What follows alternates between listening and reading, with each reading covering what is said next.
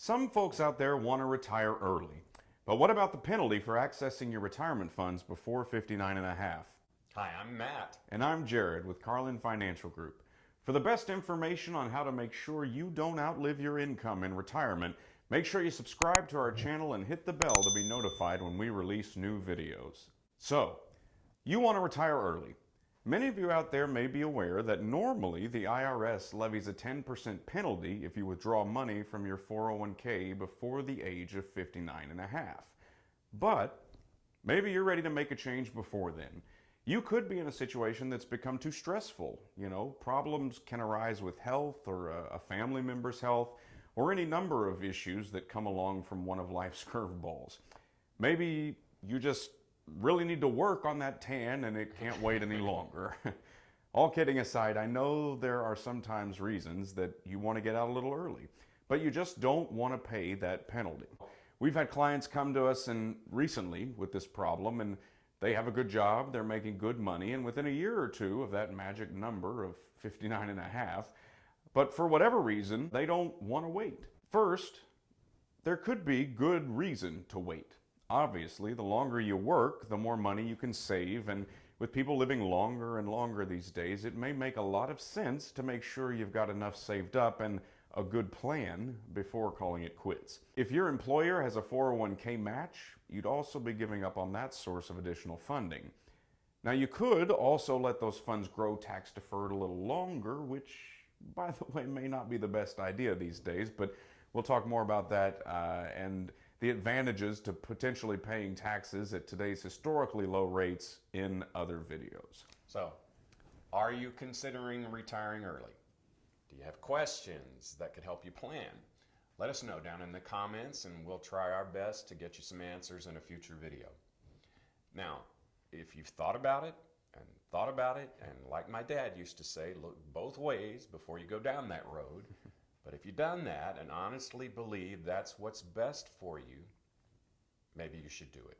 If you've considered all the options and still believe it's right for you, there are some ways to take money out of your 401k without paying that 10% excise tax or penalty. One little known way to do that could be available to many of you out there is through the IRS Rule of 55.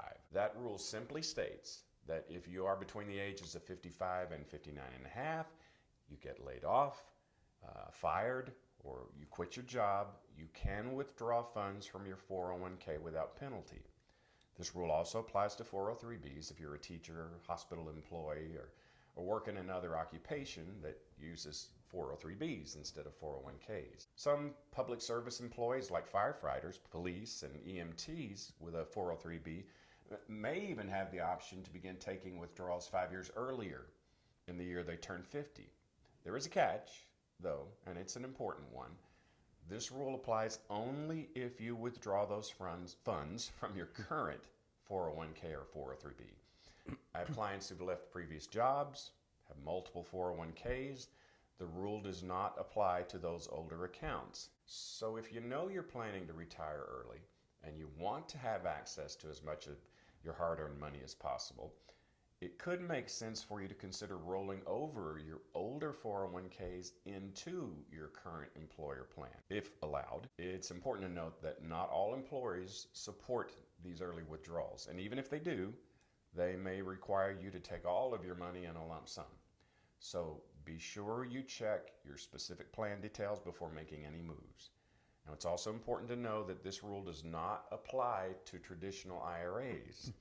If you were to move your 401k or 403b over into a rollover IRA, you could not withdraw funds from that account without penalty under the Rule of 55. There are other ways to get access to your retirement savings for early retirement, but they tend to be unique and limited exceptions to the rule. For instance, it is possible to set up substantially equal periodic payments, and we'll discuss that in our next video. But this method leaves you with far less flexibility. Fortunately, if you do utilize the Rule of 55 to start drawing from your most recent 401k or 403b and you find that you need or want to return to work, you can. You don't have to stop taking withdrawals as long as they come from the same plan you started taking them from. Now, the rule sounds simple, and basically it is, but please make sure you have a thorough understanding of how it works before you make any decisions. If you'd like our help with that, you can find out more and apply to become a client by clicking the link down below in the description. We want to thank you for sharing a bit of your day with us, and we hope that you enjoyed this video. If you did, give it a like and make sure to share it with a friend, and don't forget to subscribe to our channel and click the bell to be notified when we release new videos. And as always, remember to live today, plan for tomorrow.